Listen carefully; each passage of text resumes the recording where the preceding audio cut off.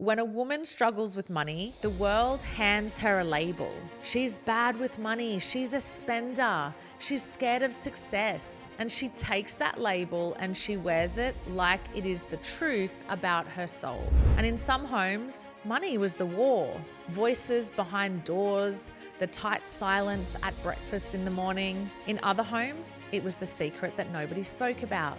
Vague and shameful, almost like an illness. The mother who wore the frayed old coat for 10 winters in a row so that everyone else could have new. The one who ate the burnt piece of toast. The one who would rather go without than to be seen to want anything.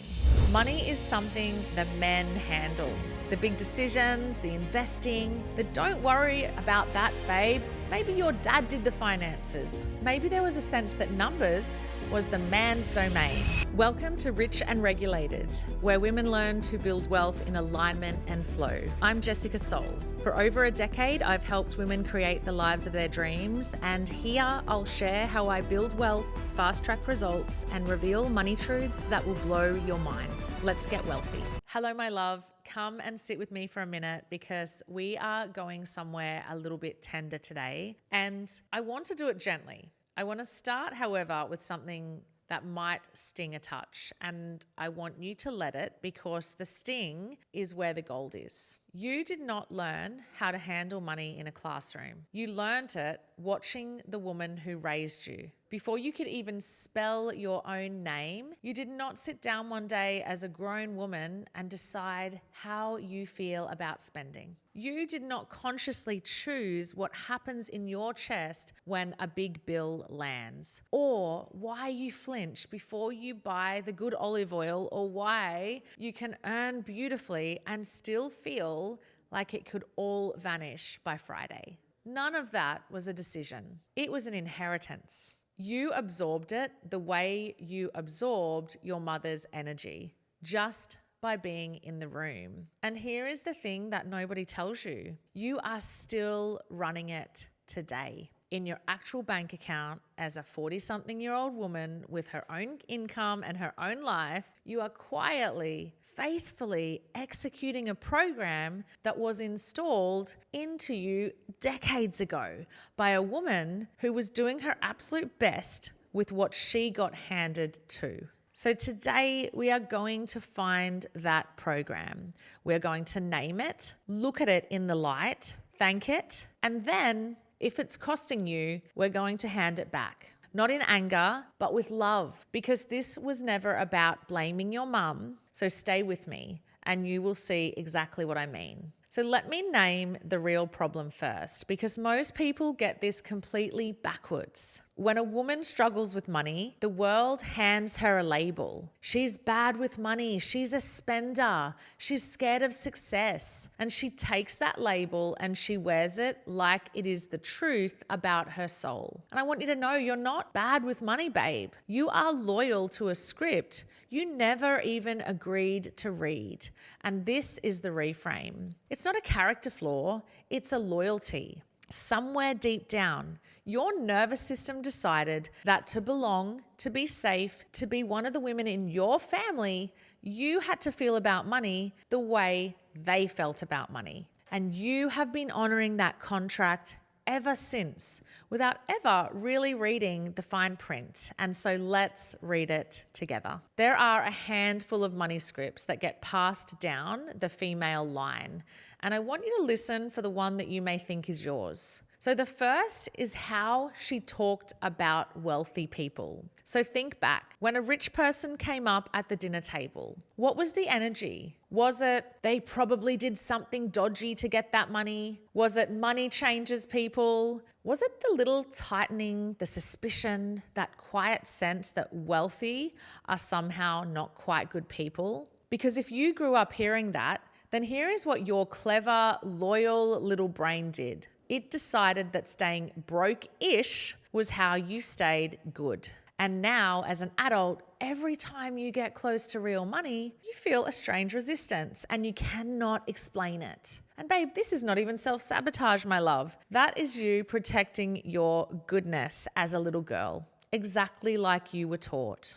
Now let's talk about the second one. The second one is whether money was fought over or whispered about in your home. And in some homes, money was the war. Voices behind doors, the tight silence at breakfast in the morning. In other homes, it was the secret that nobody spoke about. Vague and shameful, almost like an illness. Either way, you learned that money is dangerous to discuss. And now you're a grown woman who cannot look at her own numbers without her heart racing, who lets invoices sit unopened, who would honestly rather not know. And that is not laziness. That is a child who learned that money is where danger lives, and so she's still bracing. And let's talk about the third one. This one's big, so lean in. Did you ever hear, "We can't afford it," was never about the price? That was a nervous system bracing for impact. And so how many times did you hear that growing up? And here is what matters. It usually was not even a financial calculation. It was a reflex, a flinch, a way of saying, do not want because wanting hurts. And you swallowed it whole. And now you out-earned the woman who raised you. You've got money sitting right here and you still hear, "We can't afford it," in the back of your mind. The voice, the second you want something lovely for yourself. The bank says yes, but your body says no. And that gap, that exact gap, is the inheritance.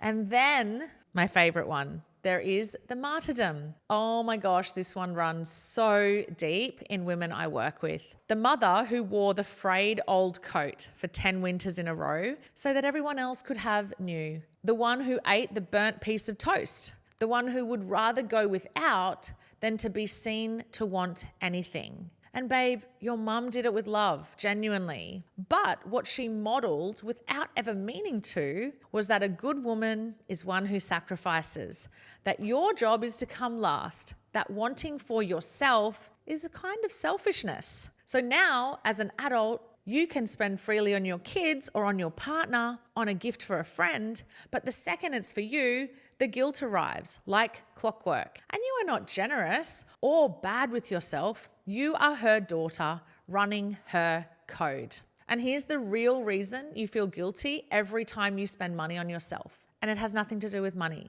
It is because somewhere you learned that a woman who puts herself first is a woman taking from somebody else. That spending on you means somebody else goes without. And that is the martyr script.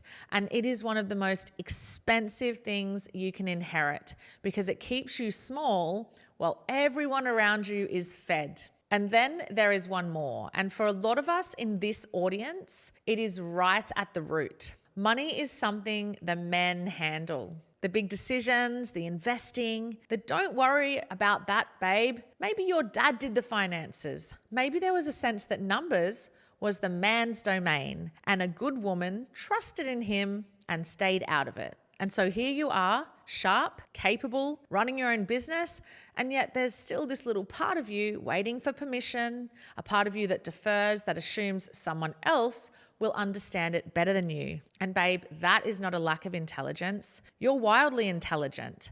That is an inherited seating chart, and you have been quietly sitting in the seat you were given. So that is the menu, and I bet that one of them landed in your stomach. So just sit with that. Just quickly, guys, if you're a woman who's earning well but still feels like your money isn't working for you, I can help. My Build Your Wealth portal is the perfect place to begin, and for less than $100 a month, I'll teach you the exact groundwork that has allowed me to create freedom for my family. Just hit the link in the show notes to connect into my community today. Now back to the episode. Now, let me be clear about something, because this is the part that matters the most. This is not an episode about blaming your mother for anything. Please hear me on that. She did not hand you these scripts to hurt you. She handed you exactly what was handed to her. Her mother handed it to her in a harder time, with fewer choices, with a world that gave women almost nothing. And her mother before that. So this goes back generations, down a line of women who were doing the very best they could with a deck that was stacked against them every single time. So your mum was not a villain. She was a link in a chain she did not forge. And I want you to know, you cannot break a pattern that you keep calling your personality. And that is why this matters. As long as you say, this is just how I am, it owns you. But the moment you call it what it actually is and you name it as an inheritance, a script, a hand-me-down, it becomes something you actually can put down. But I also have to be honest with you. The way I promised you, I always would be. Because some of what she handed you is beautiful. The resourcefulness, the way she could stretch $1 until it screamed, the work ethic. Keep all of that. But some of it, my love, is costing you every single day. The flinch, the guilt, waiting for permission, the little voice that says wanting more is dangerous, that stuff is not free. You are paying for it in money you do not invest, in opportunities you do not take, in a life you keep one size smaller than you can actually afford.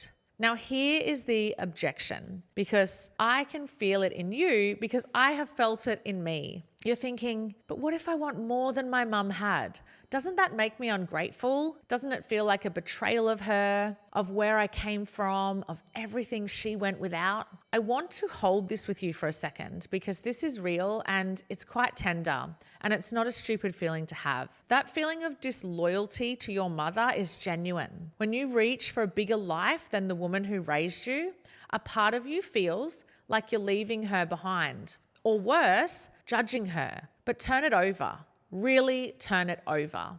Wanting more than your mother is not a betrayal. It is the exact thing that she was praying for when she went without. Every burnt piece of toast she ate, every coat she did not replace, every we can't afford it, that was the whole point of it.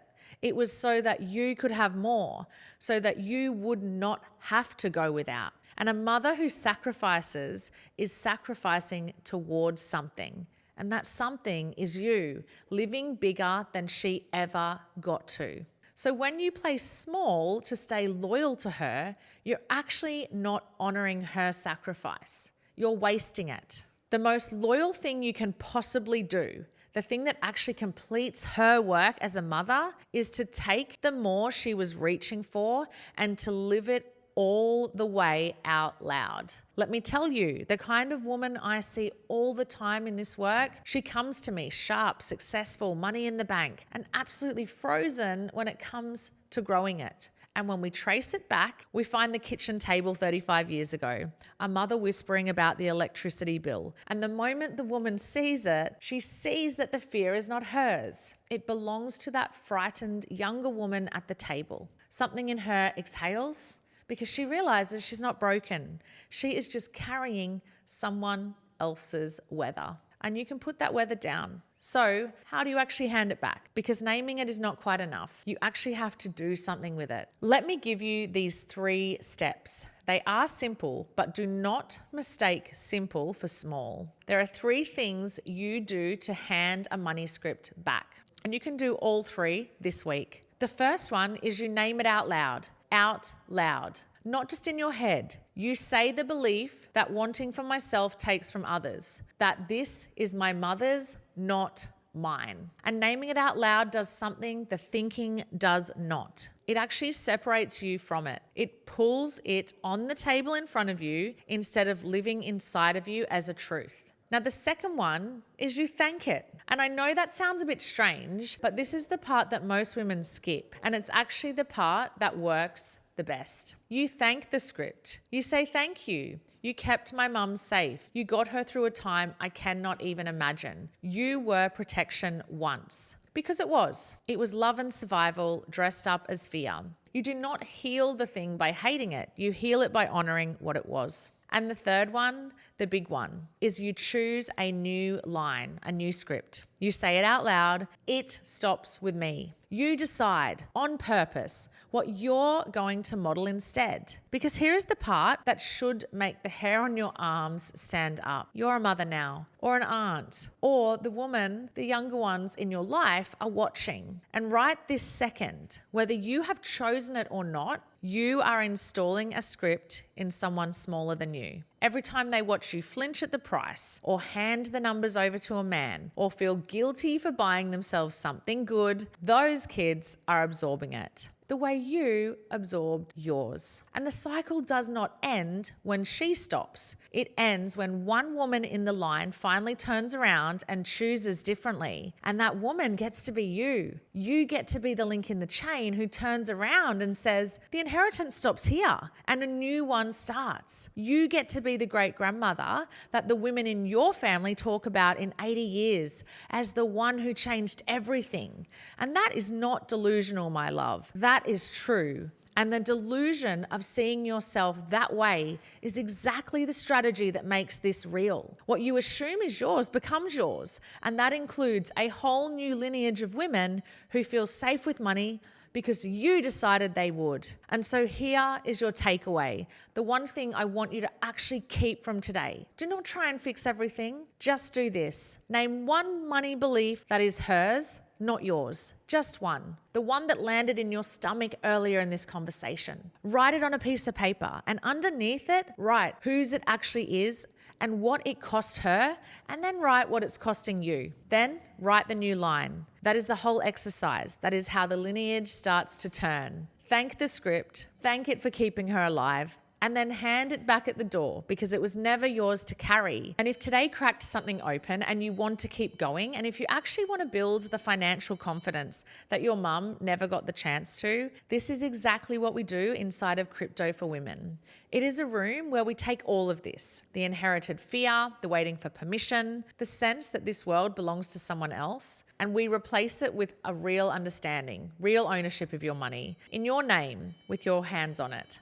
Because not your keys, not your coins, and not your beliefs either. The link to join us is in the show notes. Come and sit with us at the table that is actually yours. Remember that every choice is a decision, and even in not choosing, in just running her old script on autopilot, you are still choosing. So choose on purpose this week. Name the belief, thank it, hand it back. All discipline leads to freedom, my love, and this is the gentlest discipline there is. Just the discipline of finally telling the truth about whose fear you've been carrying. If this episode resonated, please share it with a friend because we need more powerful women in this world. Comment the word mother below and I'll send you a link to the full episode. If you've gotten value from today's episode, make sure you subscribe and leave a 5-star review. And if you're ready for more support in building regulated wealth strategies, check out the link in the show notes. Have a beautiful day.